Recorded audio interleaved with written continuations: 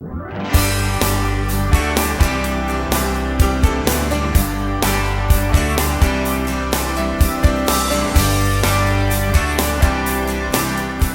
I'm Bruce Harmon, editor of iTech, a bi-monthly magazine supplement to Transport Topics that covers information technology and transportation. I'm joined today by Neil Apt, editorial director of Transport Topics, and by Seth Clevenger, TT's technology reporter.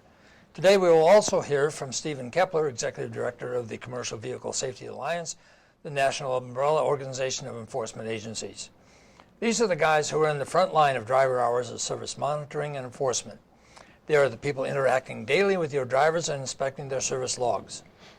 CVSA has been working closely with the Federal Motor Carrier Safety Administration in designing the electronic logging rule.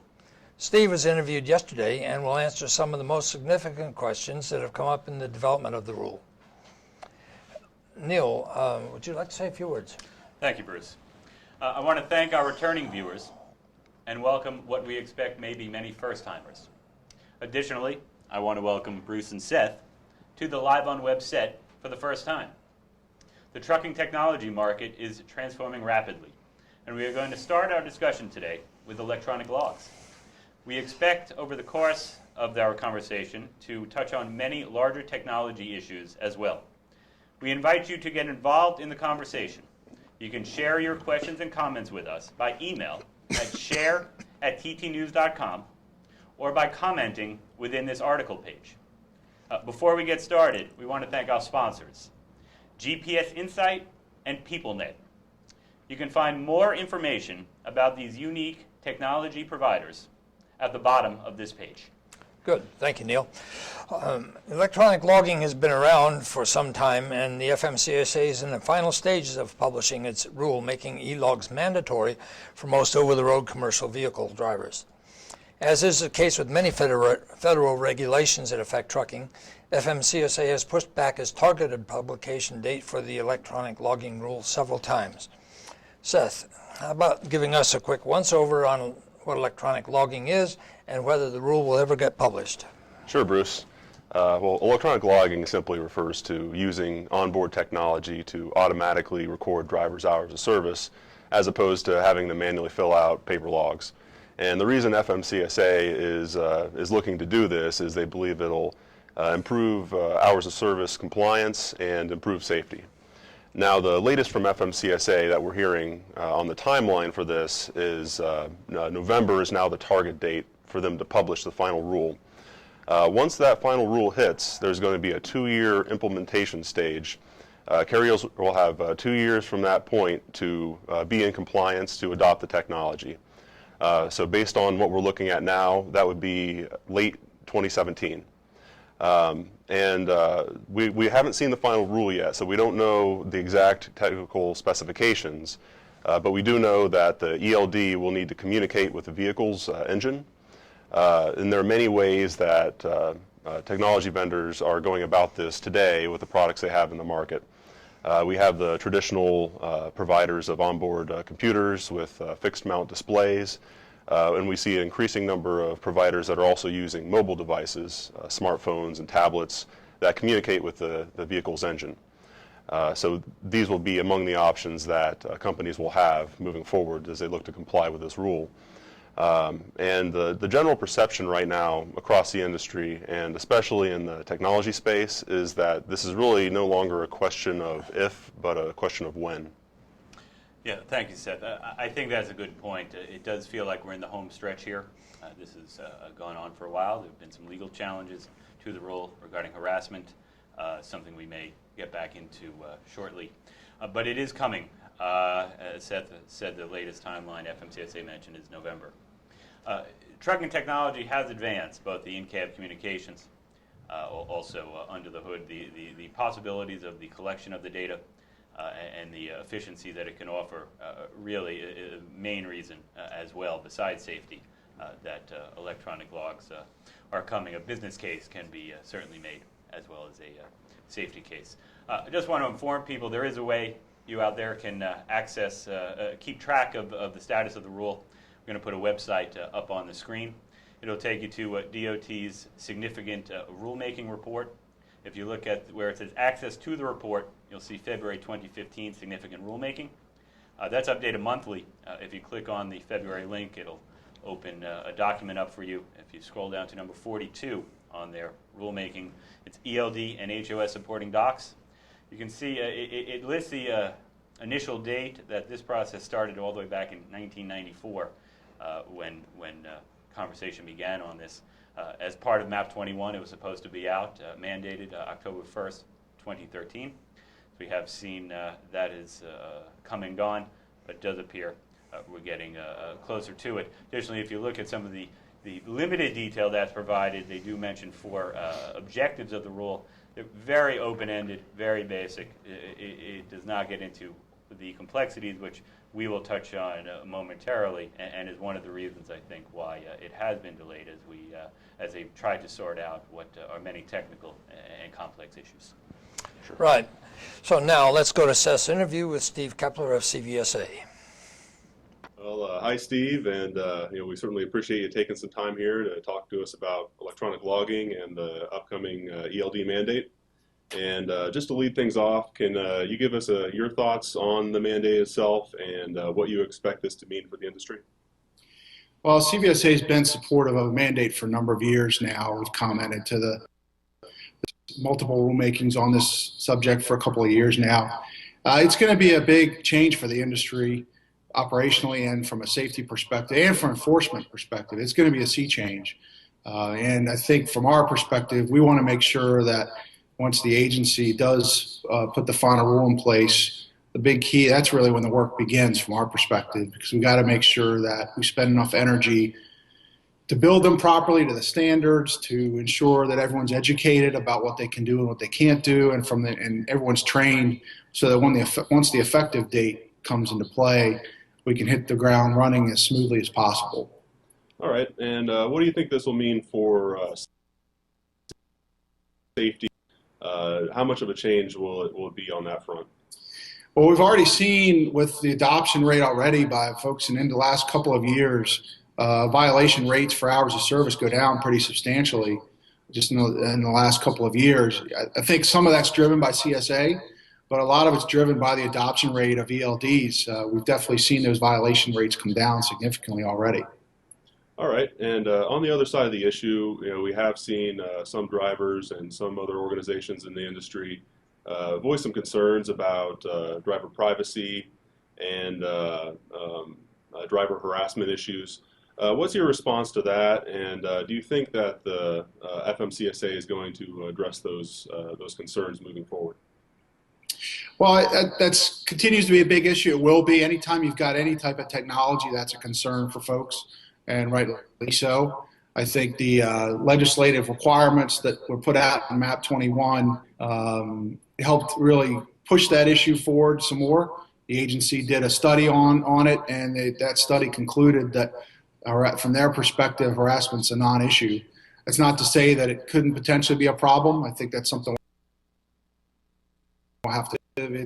We're just evaluating compliance. That's our job roadside. And, we'll see what happens in the long run and once the rule's implemented.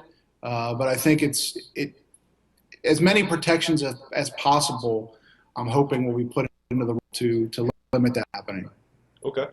And you alluded earlier to the many fleets that are already using electronic logging devices, not because they need to, but because they see the benefit from a CSA perspective and a compliance perspective in general. What's your best estimate on the number of trucks on the road today that currently have something in the cab and are already using e-logs? It's a tough call because it changes daily. I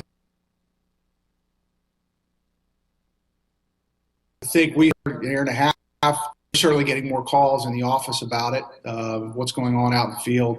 But there is a significant penetration already, which is a good sign. I think a lot of fleets are doing it because they see the operational and safety benefits, and also they want to get experience with them knowing that a rule's coming of how they may need to adjust their operations to deal with it. And so we've seen a significant amount of uptake out in the field already. Good. Now, we know that several carriers have already adopted ELDs in their operations. Neil, any thoughts on why some carriers are going to electronic logs even though they're not required to do so yet, and what their experiences have been? Yeah, I think Stephen mentioned a couple things. He talked about operational safety benefits. On safety, you have HOS. He referenced CSA. He also touched on operational benefits, some that in fleets I've talked to over the years. They talk about there are clearly privacy concerns with e-logs that remain out there. The flip side to that, I think some have mentioned to me, is about protection from lawsuits, that they can, when they're safe driver not at fault, there's a much clearer way to protect themselves. Also, a return on investments important on everything that fleets invest in.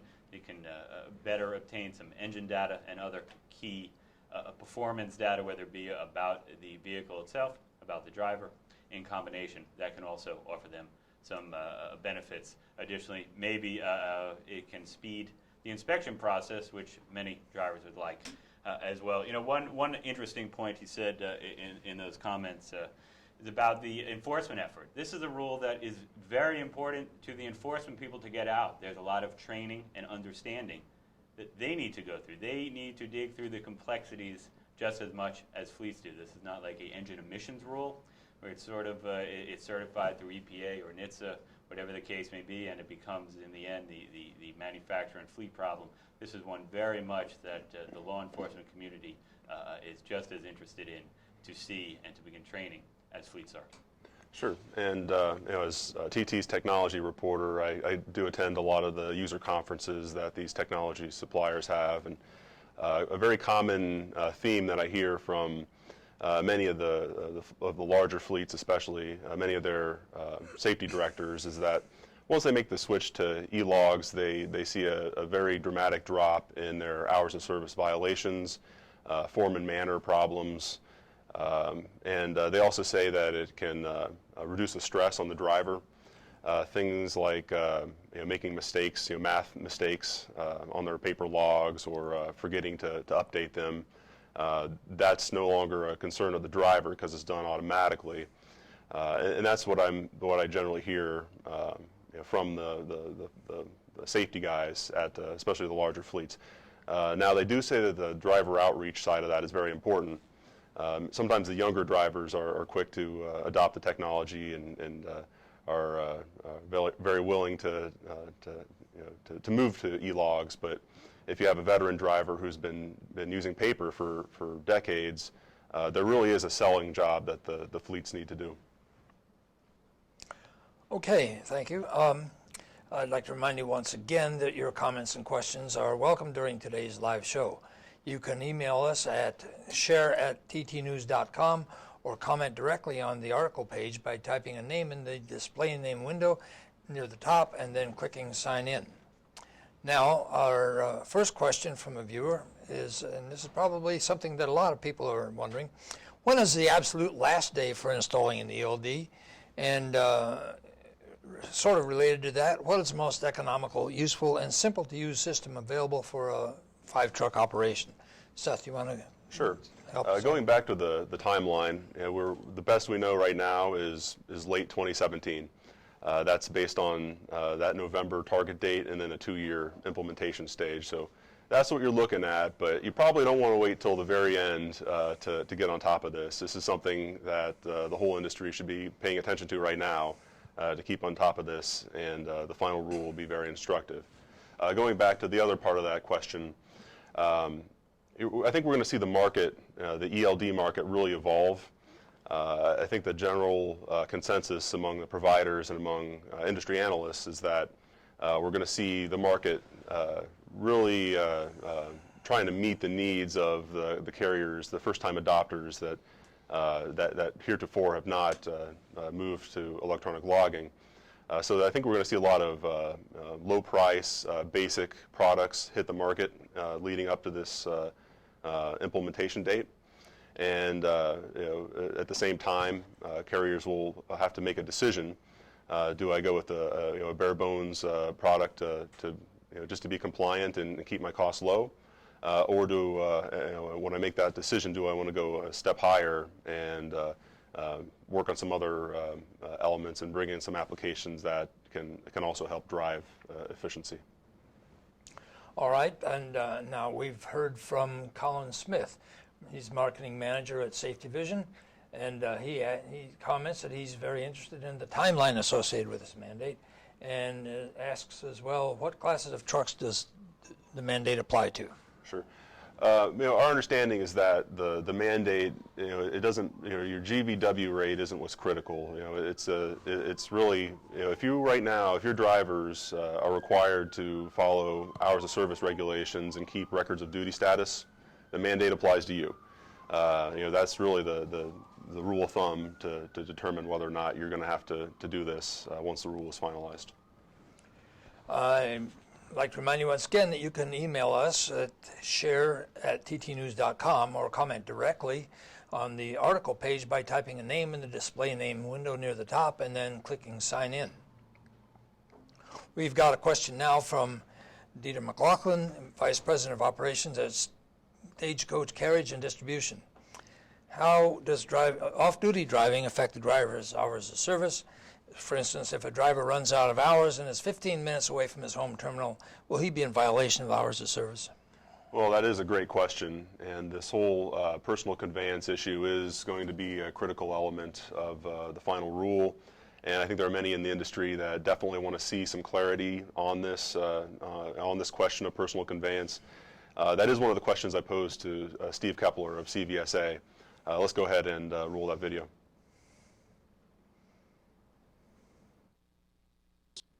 No, it's a good question. Certainly that question has come up from a number of fleets already. In our comments to the rulemaking, we actually provided a recommendation to the agency of a definition of personal conveyance. We're certainly hopeful that they put some clarity in that once the final rule comes out, so the compliance is easier and enforcement is easier. People know the rules of the game. If not, it's going to be a problem. So I certainly hope and expect that they will address that issue in the final rule. All right. And we've also received some questions about whether or not drivers might be able potentially to manipulate e-logs. How confident are you that the mandate will be will require devices that are tamper-proof, and do you expect this to be something that the industry will have to watch out for moving forward? Certainly, that's something we've commented on pretty substantially to the agency in our comments, is the tamper resistance, and apparently there's a big issue of going from tamper resistant to tamper proof in terms of a technology and cost perspective.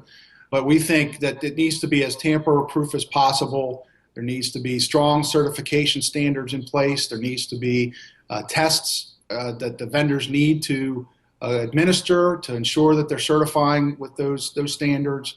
There also needs to be a calibration procedure every time that the driver turns the vehicle on and the device on. There needs to be a calibration procedure, and there needs to be a simple way for enforcement to verify that the device is in compliance, and if there are issues or there's been tampering, that it's evident to enforcement. We certainly, it's something we're very concerned about. Today we've got falsification of logbooks that is a pretty significant issue that we see roadside.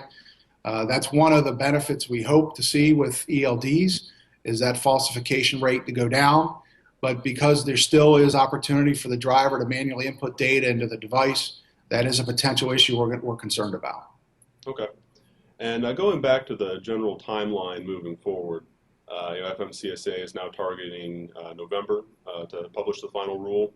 And we have seen a number of delays. I believe the language in MAP 21 originally called for October of 2013, I believe.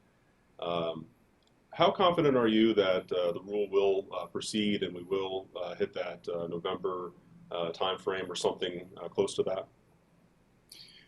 Assuming there's no legal action taken, I feel pretty confident. I've had a number of conversations with the agency. This is one of their top 5 priorities for the year. It's a big rule. It's a complicated rule, but I know that they're putting a lot of resources behind it to get it to the finish line. So I feel pretty good that they'll have something done by the end of the calendar year, maybe not November. Good. We'd like to thank Steve Keppler, Executive Director of CVSA, for joining us today. And you can watch more Assess interview with Steve in a LiveOnWeb extra at ttnews.com later today.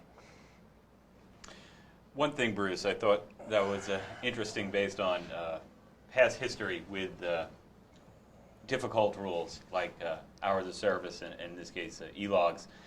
Steve mentioned by the end of the year, a number of times there have been HOS rules come out right around Christmas. It's not all that unusual at Transport Topics to be right around the holidays talking about the first issue of the next year to have a pretty significant rulemaking, a final rule, to be writing about and to dissect. And based on what he said, it would not surprise me if the same thing plays out this year. The other thing that he mentioned I thought was interesting, talking about tamper-proof versus tamper-resistant.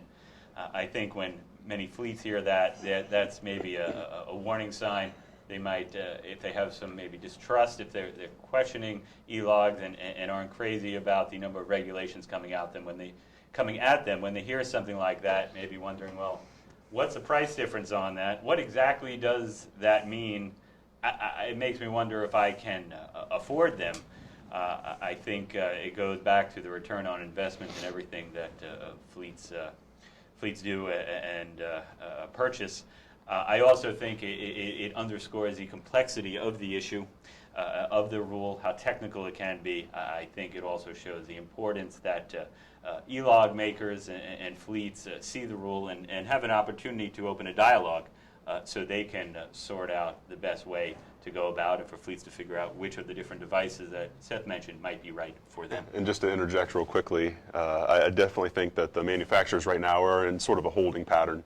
They're really waiting to see the final rule, and then they'll really know where to go and all the final details on what exactly they need to do. And we just saw this with the hours of service, the restart suspension. The E-log makers, the tech supplier, they're very happy when their customers are happy, and most of them were happy with the HOS suspension. It also required them to go back to their systems to spend time, resources, and effort to update the systems in order to make them updated with the rule, as opposed to saying, let's get all of this out, sort out HOS, sort out what the E-log mandate is, and let's start this dialogue and make sure that the right products are going to the right fleets and giving them what they want and need to conduct their operations. Well, so now there is a question of how fleets are going to implement this. We have a question from Tiffany who asks, is there a period that we can run ELD and paper together, both, as a trial and allow the DOT to know this during a roadside inspection, or will that just be a violation? Well, that's a good question. I mean, we'll see what the final rule says, and when we see it, maybe in November, maybe a little bit later, we will have to. I don't think we'll really know the answer to that question, but that 2-year stage, I think that once that 2-year stage hits, you have to be using electronic logging. So really, that's what that 2-year stage is for. I mean, that would be a good time to, test things out, to get on top of this. It would probably be a bad idea to wait until the last day to try to figure out what kind of technology you're going to get in your vehicles to be compliant. In fairness to law enforcement, also, you figure after that is a pretty big window, but a lot goes on. There probably will be some sort of soft enforcement period, some education. We've seen that before with many of the rules. I don't think law enforcement is out there the day that it does finally go into effect after all these years. I don't think their goal is going to be to violate what is otherwise a safe driver just because of a little bit of confusion. I think that's a very good question, and again goes to the large number of issues and such a complex rulemaking that still needs to be sorted out in the coming months. Yeah, and a lot of people feel like this is kind of complicated, and we've had several questions about how an ELD works, how drivers and fleets can implement and use these devices. Neil, you researched that subject some. You want to show us what you found? Yeah, sure, Bruce. Because some people simply just wanted to know, understand E-logs a little better. I did some video researching. I came across a fleet training video. I just want to share a small piece of it. To start with, it shows a company driver outlining the steps that he takes to start his day using an E-log. So let's go ahead and roll that footage. At this point in time, I'm going to begin my on-duty day by pressing on duty. It asks the location status. Location information. At this point in time, I'm at the Burger King lot here in Kansas City. All you have to type in is the Burger King lot, or wherever you're sitting at. Press next. It asks to enter remarks, and I'm starting my duty or the day, so I'm going to type in pre-trip. So it'll flag the pre-trip at this point in time. Then it'll have your confirmation screen. I'm going to off duty to duty. Press done. Alright, at the top of your screen, if you'll go to the right row of buttons, press the second one, you'll see e-driver log. Press that. In that, you'll have your duty status, hours of regulation, review your hours, and inspection. Press the inspection button, press pre-trip, and it'll come up with a clear box. Push your on-screen keyboard, type in everything is good, and press done. And your pre-trip is now flagged. Go back to your duty status and select driving. Type in BK lot.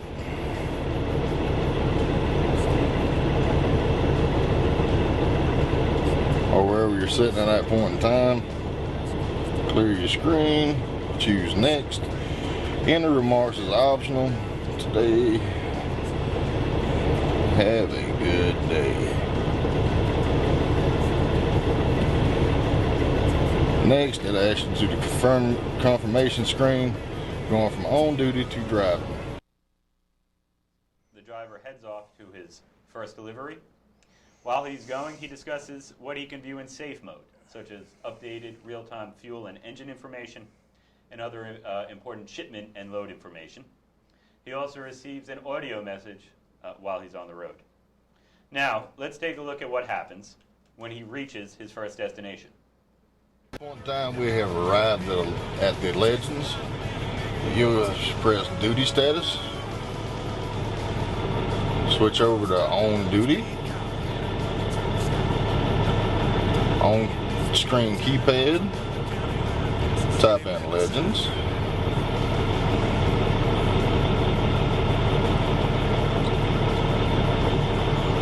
press next. Add a remark if you want to is optional. Next again. So that took about 30 seconds to change his status. The video ends with the driver completing his workday and shifting over to the sleeper berth. Before he does that, he reviews his log, which appears on the screen in the very familiar paper format. The full video can be found on YouTube. It is from Riverside Transport, and it has been viewed more than 15,000 times. Fine. Now we've got a question from Steve at Stars Consulting. What do you expect the requirements to be for smaller vehicles that are not always considered commercial vehicles? For instance, a pickup truck, but when combined with a trailer, exceeds 10,000 pounds. Yeah, a good question, but again, I'll go back to sort of the rule of thumb here. I think it has much less to do with the type of vehicle than it is the driver. If you are required to follow hours of service in your operations, then you have paper logs today, the ELD mandate will apply to you based on what we understand today. And I'd like to remind you that you can email us at share@ttnews.com or comment directly on the article page by typing a name in the display name window near the top and then clicking sign in. I've got a question now relating to what types of devices, we've actually had several questions about this, what types of devices can be used. We know that the ELD must be connected to the engine bus. Others are asking whether they can use an iPhone or a smartphone app. What do you have to say about that? Sure. It really does have to have the link to the vehicle, it has to communicate with the vehicle engine. In that case, it doesn't really matter what you're using as a display. It can be a handheld device. It could be an iPhone in some cases. It could be an Android device, a tablet. And it can be a fixed mount display, as we see some of the higher end systems that fleets are using right now to drive efficiency. So it doesn't really matter what type of display you're using. We have seen an increasing movement toward mobile devices as an option that these tech vendors are offering fleets. We're also seeing the truck manufacturers starting to show interest in this type of product and providing hardware that can be used in conjunction with software from other vendors. So mobile devices can be used, but it can't just be an app. It can't just be a simple app that has an electronic logbook. It has to connect to the vehicle, has to communicate with the vehicle, and be able to use vehicle location in order to be a compliant e-log. I think at the same time, you have to anticipate, once we get the mandate out, go through this phase-in period, the fleets and drivers get a little bit more comfortable. The e-log makers, they have the discussion and sort of get a better sense what each side is looking for and the different options. And it's in, and we get it through and go through this phase. And you have to anticipate there'll be a period of great innovation after that. Technology is changing so rapidly in every area, in particular what we've seen the last couple of years in trucking, that you have to assume that if we were having this conversation probably 1 year after the mandate fully takes effect, many of the options that would be available and probably the speed of the data that can be processed probably would be hard even to imagine right now today.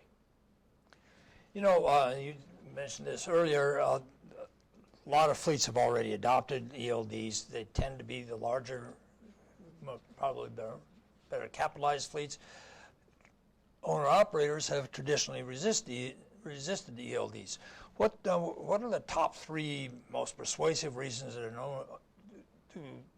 that owner-operators should have for wanting to use an ELD? Yeah, well, one I'll bring up right off the top is there's one less thing for the driver to worry about. If you don't have to worry about filling out your logs and you can let the system do that for you, that's one less thing to worry about. And you can just focus on driving. You don't have to worry about making a math error and getting a violation because of that later on. So that's one thing that I hear brought up a lot when I talk to fleets. So I'd like to add, if not specifically just owner-operated, but some advantages possibly for drivers that I've heard from fleets. One, in some cases, they can offer some incentive pay in terms of if the e-log is larger than just tracking hours. If they are adding things potentially fuel economy, hard braking, just performance measures. There can be a little bit easier to provide some of that incentive pay and change some of the general pay structure, which to maybe address some of the driver shortage issue. So much of the truck is just so technologically advanced, and it's continuing to come. It feels like to remain in paper logs just doesn't really seem to fit the mold of where the trucks are going. I know we hear from some older drivers just a reluctance to this. Very understandable, some of the privacy and harassment issues they are concerned with. At the same time, a younger driver last week, Dave Osheki at TMC's conference, again referenced to address a driver shortage, these 18 to trying to relax some rules to get some younger drivers in. In terms of social media, they're used to being tracked. They track themselves, tag themselves. So I don't think the younger generation is going to be all that concerned with feeling that they're being tracked. One last thing I want to mention that I've heard suggested this could offer to is more accurate invoicing, and along with that, faster pay through using the computer to know what's going on. And I don't think any driver out there would be too upset with the idea of receiving pay for their work sooner. Yeah, and one quick piggyback on that. I think that driver education on this is very important. If a fleet is looking to move to e-logs, and once you reach a point where you have to, You really have to communicate with your drivers. And one way that some of the larger fleets have done that when they moved to these systems a few years back is through driver testimonials.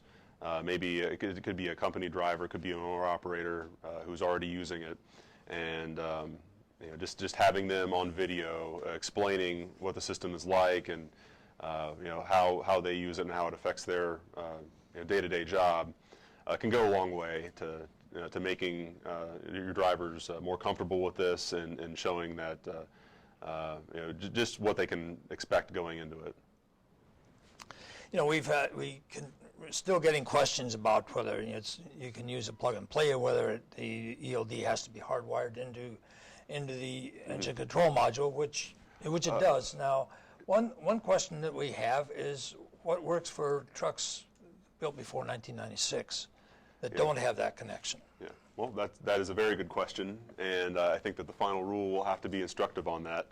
That's one of the many details, one of the many factors that comes up with a rule like this that that will need to be ironed out.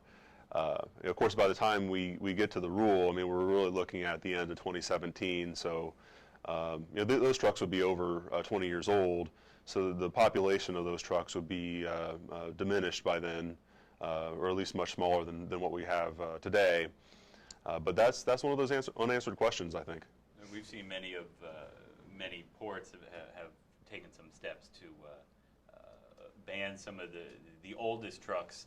We have new greenhouse gas regulations coming on the front end for new trucks. So certainly these will still be out there. That might be one of the strange exceptions. Even when we think everything is sorted out, there are likely going to be some tricky cases. Some of these, this is an example that might be one, but when you look at what some of the ports are doing, as well as some of the greenhouse gas related regulations, I think there are some efforts coming from both ends to phase some of these vehicles out and to provide opportunity, hopefully with some funding help at the ports to get drivers into more updated trucks. Yeah, and there you're talking about the dredge drivers who are hauling containers at seaports and rail ports, the intermodal containers that usually don't drive very far, and many of these drivers are operating older trucks. Absolutely. Right. Now, would you either of you like to take this one? We have questions about what impact have the electronic logging devices had on driver safety and collision reduction? Yeah, I'll go ahead and answer that. One thing to keep in mind is the rule that we're discussing, the ELD mandate, only pertains to electronic logging. The devices that you see on the market today, the systems that you see on the market today, are offering much more than that. Electronic logging is just sort of one of the basic bare bones offerings that a modern system can provide. People are using them for not just vehicle tracking, but driver performance monitoring, hard braking. There's many other IFTA fuel tax reporting, driver vehicle inspection reports. So the products that are on the market today can provide all kinds of different applications and features, and some of those touch on safety. Some of those, like I discussed, driver behavior monitoring. If if a driver manager sees that a particular driver is prone to lots of hard braking, they can go back and coach that driver and work with them to improve their driving behavior, and hopefully, as a result of that, reduce safety risk. I think we've interacted with Stephen Keppler for a very long time on any number of issues. I think he's been pretty fair on the whole in terms of his positions in safety. He feels very confident this will improve safety. And I think the E-Log is part of a larger technology picture that is developing both on the in-cab communications type side, with the driver, and also as sort of a conduit in terms of all the other technological advances taking place, from active brake assist, remote diagnostics, which we may touch on. It sort of helps bring the whole package together between the driver's seat and everything else going on with the truck. Now we have a question from John DeBorsch. I would like to remind you that you can email us at share at ttnews.com or comment directly on the article page by typing your name in the display name window near the top and then clicking sign in. So John's question is, I would like to learn if there will be any certification requirements for onboard solutions, and that the entities that will be responsible for certifying them make sure that the solution complies with the requirements and the mandates. In other words, he's asking, if I buy something, is it going to work? Yeah, it's my understanding that there absolutely will be a certification process. I mean, we will have to look at and see what's in the final rule and how many changes are made, but that has been part of the discussion. Because as we mentioned earlier, I think we are going to see many new entrants and many new products flood the market to comply with this. I mean, it just makes sense that businesses will want to serve the needs of this really a new market of first-time adopters of ELDs.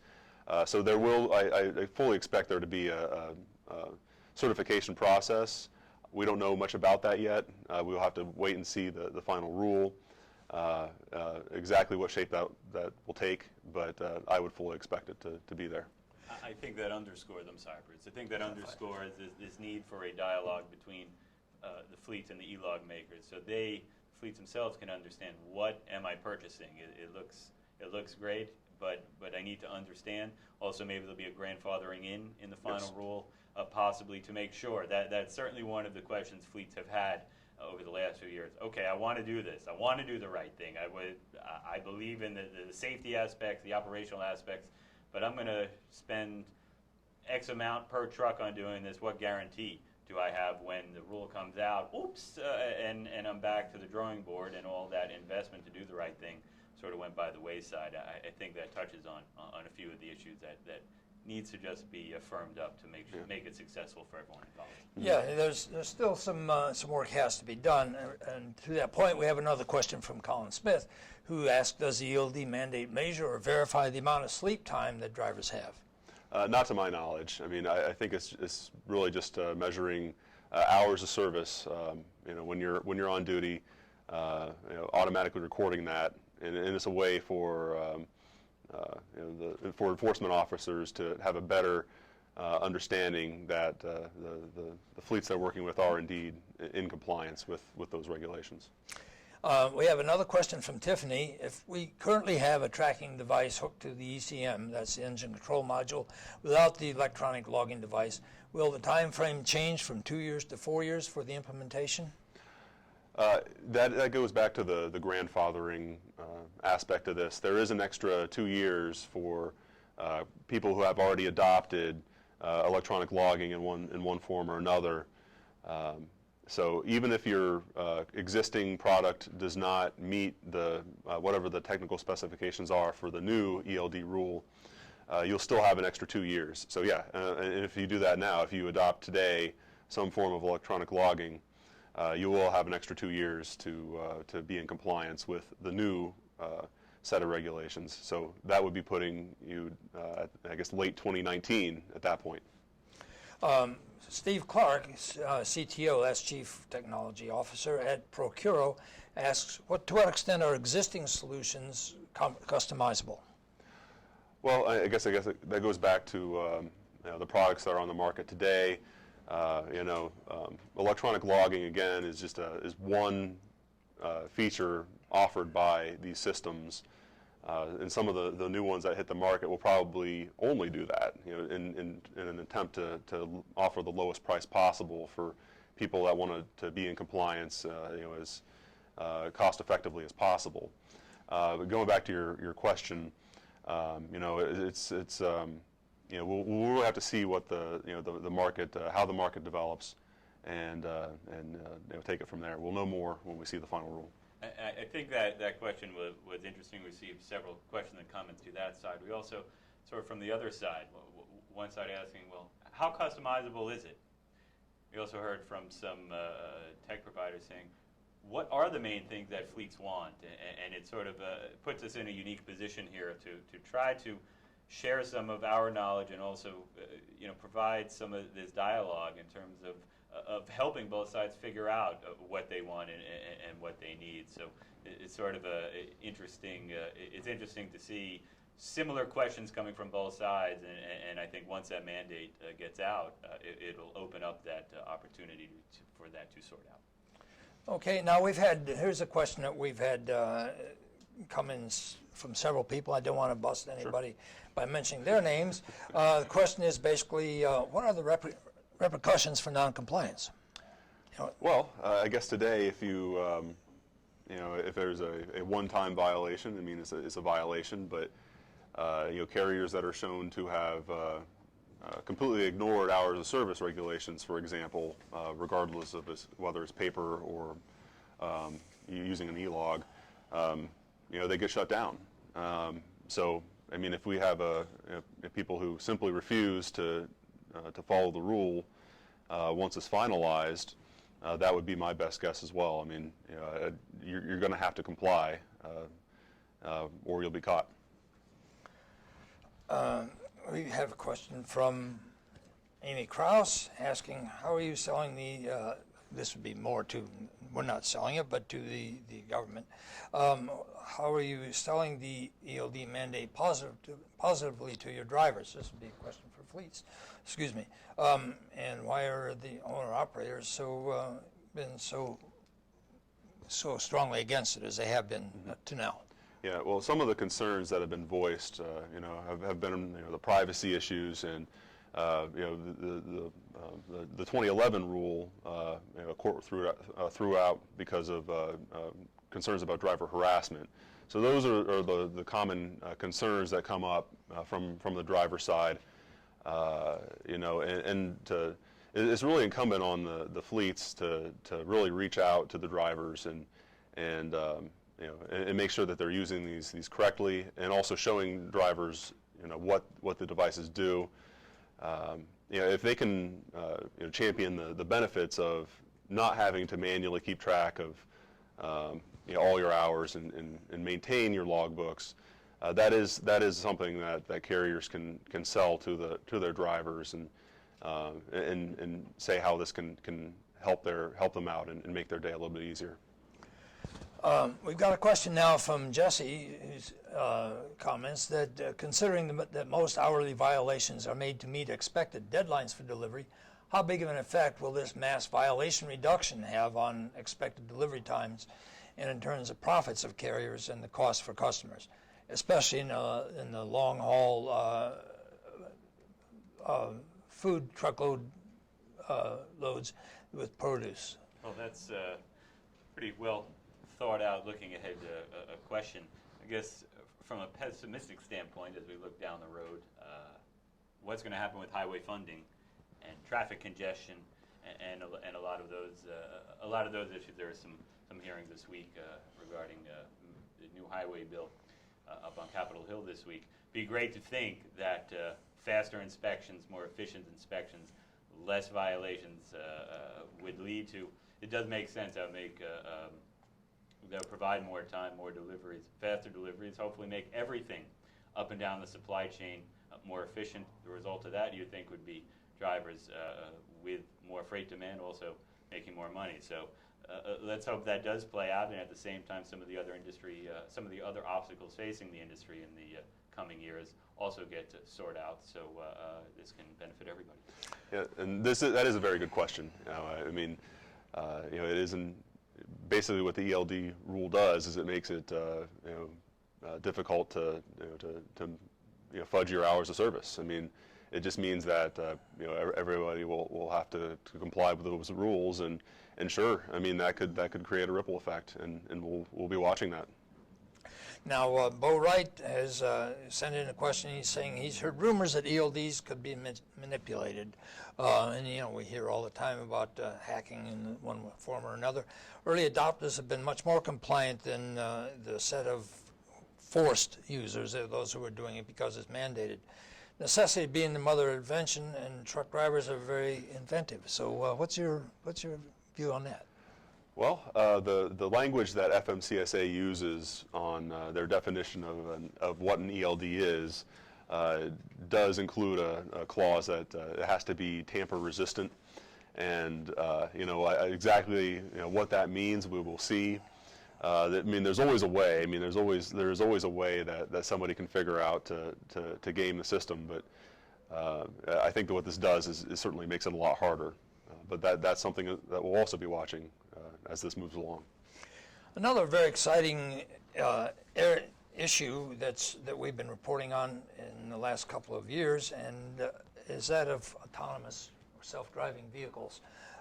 As we know that Daimler recently demonstrated one for a demonstrated self-driving truck for reporters at a major truck show in Europe, and we're wondering how would autonomous driving vehicles affect e-logs and hours of service.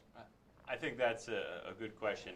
I think at its core, that does show how far some of the technology is moving forward in the trucks that are being made today. Now, this is a little future. Daimler called it 2025. There are platooning vehicles that maybe will be a bit more in the near term. It raises a whole other set of issues in terms of if a driver is able legally to be doing other things, using a tablet for work in the seat, as in the Daimler example. It raises questions. What should the hours of service be? It's not as hard. Driving is no longer as hard. That would be one of the goals in terms of platooning. If there are other employees involved in a platooning situation, but also may not be actively driving, what does it mean? So that's a little bit in the future. I think it's a great point in showing how far, so quickly, this technology on the whole is coming much greater at a much higher level than just e-logs. And maybe we'll look back at this e-log mandate and getting through this process sort of as a catalyst to really get into, in the United States, in North America, I guess I should say, some of the technology that really truly is being developed and starting to roll out worldwide today. Good. We've been talking today with Seth Clevenger, Transport Topics Information Technology writer, and with Neil Apt, Editorial Director of TT. I'm Bruce Harmon. I'm editor of TT's bi-monthly iTech supplement, which is included in Transport Topics.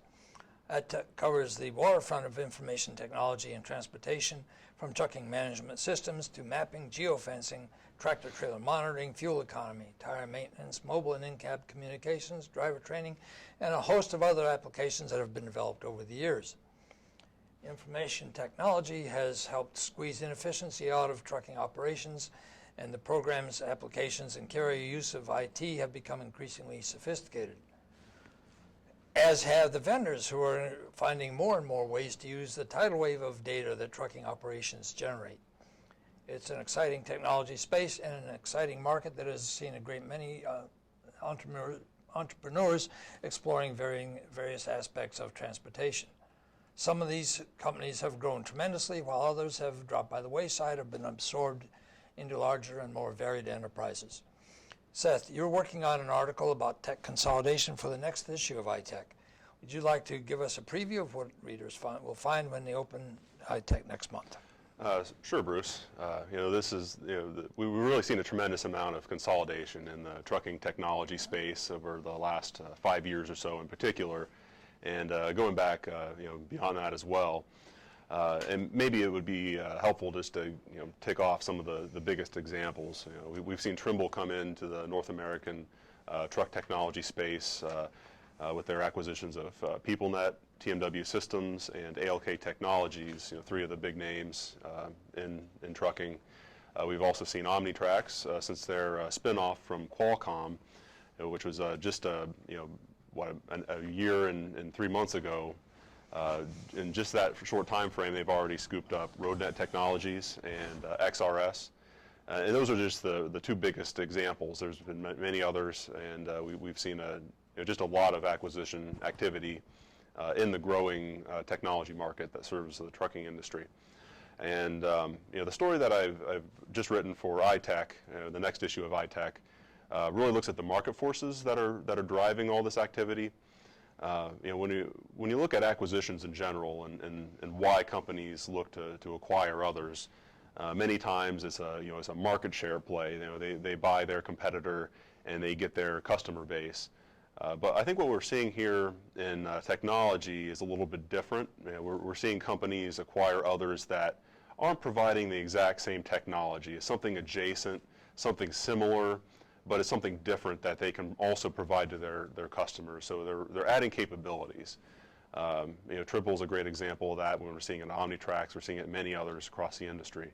You know, more and more fleets are looking for not just one piece of technology. They're looking for several different pieces, and they want to bring it all together. And you know, more and more you're going to see these companies that are under one corporate umbrella integrating and developing jointly. And this is really going to drive the future of development in the truck technology space in the years ahead. Of course, we were just earlier talking about electronic logging devices, and do you suppose that once the mandate becomes effective, we're going to see, along with consolidation, are we going to see some new players in that ELD space? Undoubtedly. I think we're going to see lots of people get into this market. It only makes sense. I mean, there's going to be so many people who are going to be looking to comply with the ELD mandate, and you know, they'll want to. The products on the market today can get you there, but they're also designed to do more than that. I mean, they're designed to help you become more efficient operations, and I think that the existing players in the tech market will probably end up offering a version of their system that maybe starts out as just electronic logging, but then that you can expand, you can add software to it, and also add, you know, vehicle inspection reports or driver monitoring or you know, other forms of telematics and technology to further benefit your operations. So yeah, I think we'll certainly see a lot of movement in this market, to say the least, in the next couple of years. Very good. Thanks a lot. And now, Neil, some final words before we wrap up. Yeah, thank you, Bruce. I want to, again, thank our sponsors today, GPS Insight and PeopleNet. To find out more about these companies, or just to continue today's conversation, please visit LiveOnWeb.ttnews.com.